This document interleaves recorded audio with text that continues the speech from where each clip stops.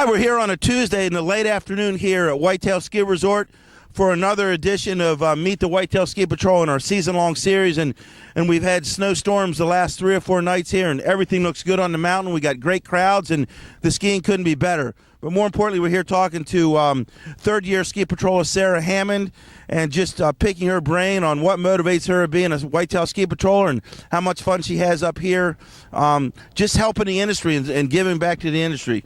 Sarah, just talk about what motivates you to come up here other than the snowfall on the ground. What makes you to get out of bed at 5:30 in the morning from Shepherdstown and get up here when everyone else is asleep and get your skis on and start another day? Well, first of all, the skiing is just the best part, but all the people up here, all the different patrollers, getting to interact with all the great patrollers, all the guests, that's one of the best parts. Obviously, helping all the injured guests is good, but mostly interacting with everyone is my favorite part. Now, Sarah, you started out with me in the first day clinic, but you always had, you told me from the very beginning you wanted to be a patroller.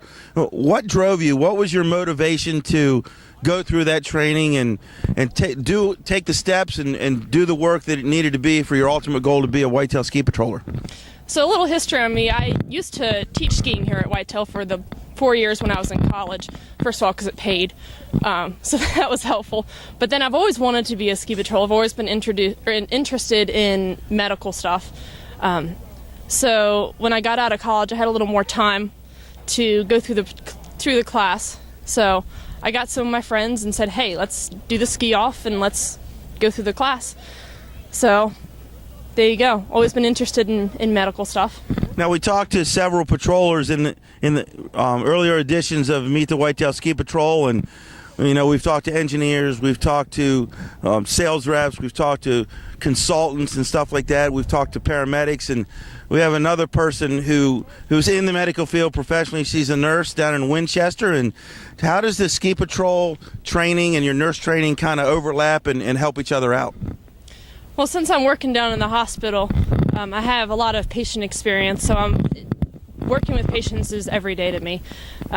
Taking it out to the mountain, I'm used to dealing with people. It's a little different since it's more trauma-based and it's broken bones and stuff. I deal with cardiac patients most of the time in the hospital. So just having those skills and being able to deal with all types of patients of all ages is super helpful being a patroller. Just talk about, again, for someone out there, they talk about the ski patrol as being, maybe a hard job, and you got to be up in the morning and all that, but we have a lot of fun out here. We do serious work when we have to, but we have a lot of fun. We get our skiing time in. Just what drives you, and what advice could you give to somebody, some younger person or older person or whatever that is thinking about, maybe I'd want to join the ski patrol, maybe I'd want to do that? What advice would you give those? I will say it is a lot of work. It's nothing to take for granted. We put hours and hours in during the season and before the season. But it's a whole lot of fun. The atmosphere, the culture of ski patrol, the culture of just skiing in general is a driving force behind why I do this. Now, you talked earlier about you started out in the industry as a ski school instructor. What's the difference? Are you glad you got that experience before you came to the patrol? And what, in your mind, what was the difference between being the ski instructor? Obviously, you're teaching people, but, the difference between that and here, but staying in the industry? Being a ski instructor, you learn all the technical skills of skiing that you need to be able to be a proficient in patroller. I've also taken that, and I'm starting to teach the SMT now. So I'm taking my experience with ski instructing over to patrolling, teaching them how to ski, how to pull the sleds, all that. So I've kind of come full circle with that. Now, there's that big rivalry that's been going on for years and years and years. Who are the better skiers on the mountain, the ski patrol or the ski school? And we're on camera here, so I think you might want to give the right answer. Can I plead the fifth on that? We'll take that. And lastly, not only are you coming out here 2, 3, 4 days a week to patrol and to give back to the industry, you're also giving back to the Whitetail Ski Patrol and you're becoming a ski and toboggan instructor, and you help out with the OEC. Just talk about, why do you want to give that extra? Why do you want to spend a Friday in the summer when it's 90 degrees, you could be at the beach or whatever, but yet you're in the classroom helping future patrollers?